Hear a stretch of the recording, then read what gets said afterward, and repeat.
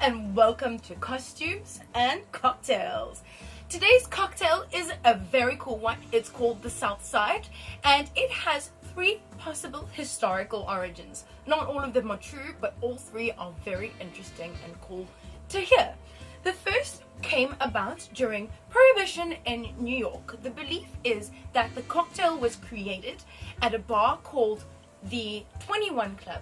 And that was originally a speakeasy during Prohibition that was called Jack and Charlie's. Now, Jack and Charlie's was really amazing at distributing the illicit golden liquor, and they used a system of levers and pulleys to dispense the bottles into the sewers below.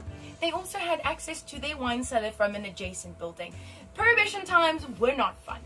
The second historical story is most likely where the drink actually originated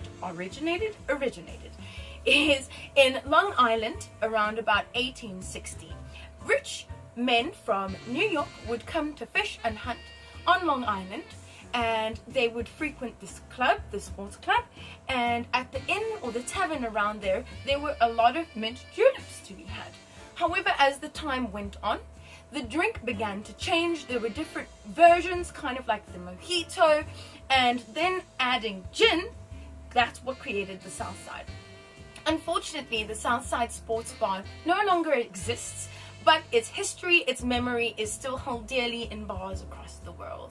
The third and final story, which is the reason I'm dressed like this, is based in Chicago, again during Prohibition, where it was run by gangsters. The gangs were split into the North and the South. The North gang was very fortunate because they were able to run their alcohol over the border and buy from Canada, which left the South gang in a little bit of a dilemma. All they had available to them was the option to buy local liquor, which again during Prohibition was the quality of alcohol during Prohibition was usually very crap.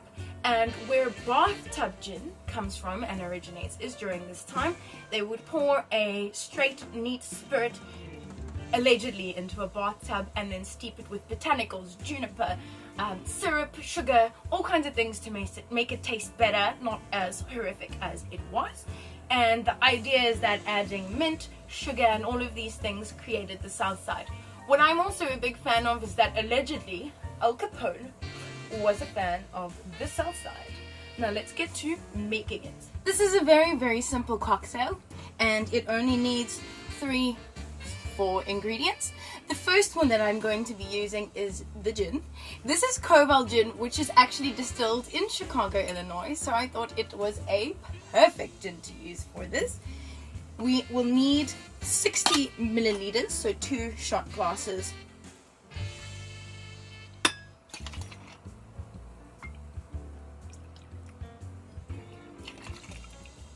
The next ingredient is the citrus. I've come across a number of recipes. Some say lime juice, some say lemon.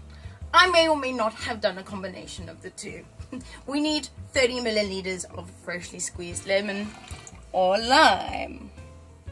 The last liquid ingredient is 15 milliliters of simple syrup. You can make a simple syrup by combining water and sugar.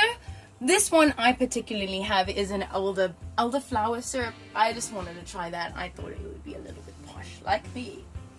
Finally, I'm going to add some fresh leaves of mint into the cocktail shaker and then leaving some for the garnish.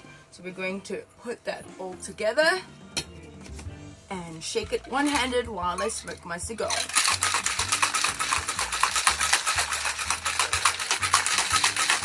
Time for the pour.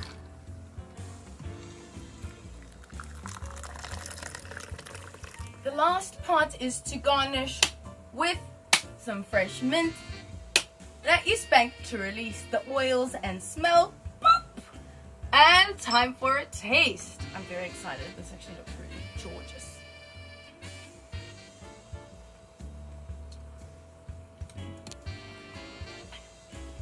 It's too good. Oh, that's good. Oh my gosh. If you're a fan of mint mojitos, mint juleps, any kind of mint flavored drink, beautiful. Syrup, stunning. Lemon, citrus, perfectly balanced gin right there, kicking the teeth. I can tell why Al Capone allegedly loved this drink, and this little gangster is going to be finishing this. Bye.